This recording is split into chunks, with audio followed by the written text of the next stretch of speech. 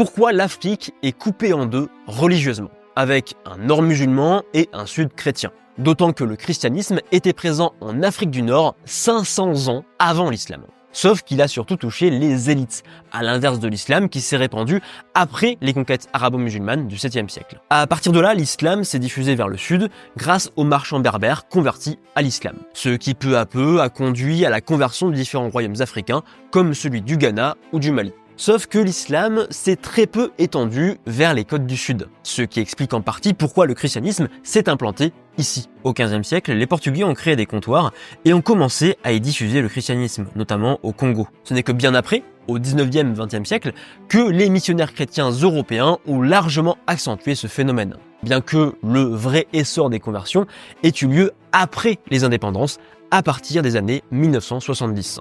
Pour le sud de l'Afrique, les Hollandais s'y sont établis en 1652, puis les Anglais un siècle plus tard, le christianisme s'y implantant peu à peu. Quant à l'Afrique de l'Est, c'est plus partagé.